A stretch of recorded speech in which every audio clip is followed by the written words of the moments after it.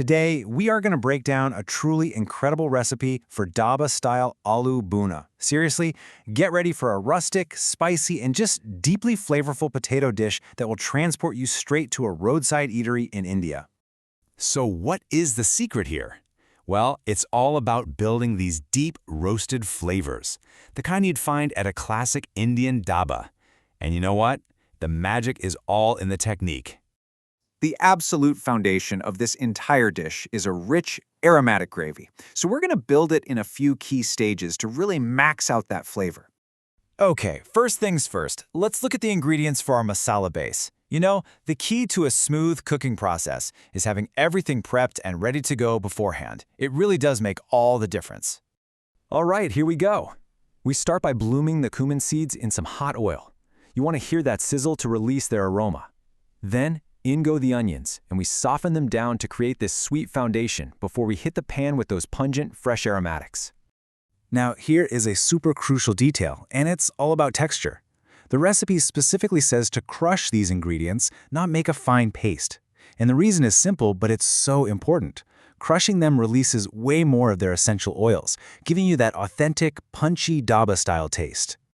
Okay, the next layer of flavor comes from our ground spices and some tangy yogurt. We're going to drop the heat so we can toast the spices without burning them, and then we'll stir in the yogurt to add this creamy, acidic brightness. So, the most important thing here is temperature control. If you add yogurt to a screaming hot pan, the proteins will just seize up and it'll split or curdle, and that will completely ruin the smooth, silky texture of your gravy. Trust me, low and slow is the secret here. And finally, the tomatoes. They add sweetness, acidity, and body. We're actually going to cook this mixture down twice, first with the tomatoes and then again with a little bit of water. It really concentrates those flavors.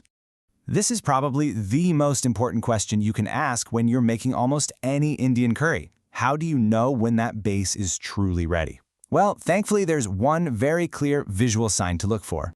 And this is the sign you're looking for: oil separation. You want to see that glistening layer of reddish oil just kind of floating on top. That's how you know your base is perfectly bhuna, or roasted, and it's ready for the next stage.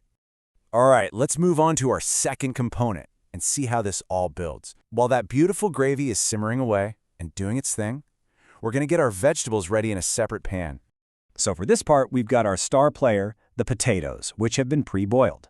We're also using some crunchy sliced onions and capsicum. They're going to provide a fantastic texture and a nice contrast to those soft potatoes.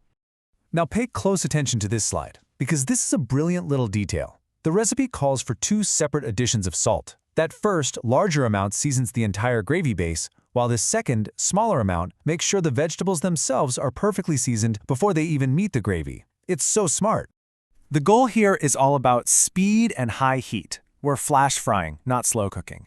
We want a little bit of char on the edges of the veggies, and we want to wake up those final spices, that fragrant kasuri methi, which is dried fenugreek leaf, and the warm garam masala spice blend. And now for the climax. This is where the 2 parts of our recipe finally come together, and where the dish truly earns its name in this final, flavor-packed step. You know, the term bhuna is way more than just a name. It's actually a cooking instruction. It refers to this technique of roasting ingredients in oil to develop these deep, complex, almost caramelized flavors. This final step is literally what the entire dish is named for. So now we unite our 2 perfectly prepared components, that rich oil-separated gravy and the flash-fried vegetables. We throw in a handful of fresh coriander for a burst of freshness, and now the final magic is about to happen. And believe it or not, that is all the time it takes for this crucial final step. Just 3 to 4 minutes of roasting everything together is enough to completely meld all those incredible flavors. And this slide really shows you the whole point of that final roast. It's not just about mixing things together. No. This essential step transforms the dish from potatoes in a gravy to potatoes that are completely coated by the gravy, creating that signature thick, semi-dry texture. And just like that, our Dhaba-style Aloo Bhuna is ready. It smells absolutely incredible, so let's quickly talk about the best ways to serve it up. This dish is wonderfully versatile. Because it's a semi-dry curry, it's perfect for scooping up with any kind of Indian flatbread like roti or paratha. But honestly, it's also fantastic alongside a simple bowl of steamed rice. You can't go wrong. And this quote from the original recipe creator really just sums it all up.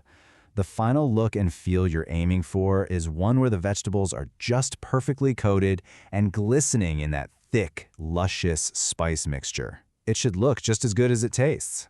And that leaves us with a final thought. The source mentions you could easily use paneer or mushrooms instead of potatoes. But that gets me thinking, what else would work? This robust, flavorful gravy is the perfect base for all kinds of experiments. What would you try?